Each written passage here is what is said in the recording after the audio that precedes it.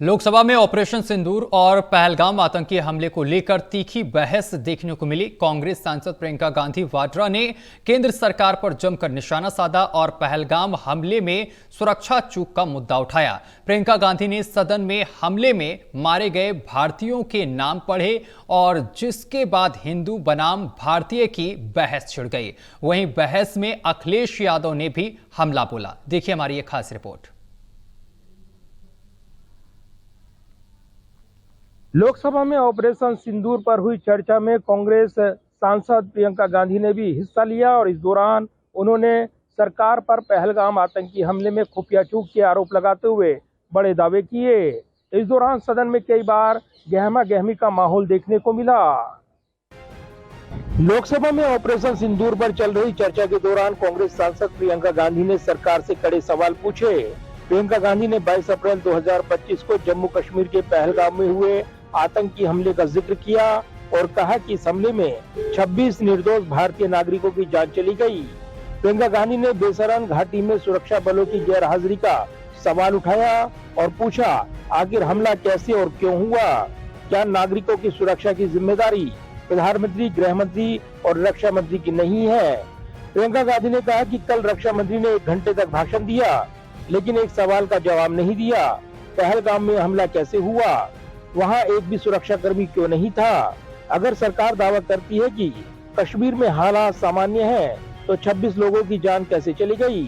प्रियंका गांधी ने अपनी मां सोनिया गांधी का जिक्र करते हुए कहा कि मैं उन 26 परिवारों का दर्द समझती हूं जिन्होंने अपनों को खोया। उन्होंने कहा कि पाकिस्तान के पास शरण में आने के बजाय कोई चारा ही नहीं था। आपने शरण दिया क्यों? वो आते हैं आपके देश के अंदर, लोगों को मार डालते हैं और आप उनको शरण दे रहे हैं। क्यों दिया शरण? इसका जवाब क्यों नहीं दिया है एक भी भाषण में? जैसे ही ये बात उठी, शरण की बात की, हमारे गृह मंत्री जी ने इतिहास में चले गए। नेहरू ने क्या किया, इंदिरा गांधी ने क्या किया, यहां तक कि मेरी मां के आंसुओं तक चले गए। लेकिन इस सवाल का जवाब नहीं दिया कि ये सीज फायर हुआ क्यों, ये जंग रुका क्यों और तब क्यों रुका जब दुश्मन के पास कोई चारा नहीं था हमारे श्रेय में आने के बजाय। प्रियंका गांधी ने अपने भाषण में पहलगाम हमले में मारे गए लोगों में से एक शुभम द्विवेदी की पत्नी का दर्द भी सदन में बयान किया।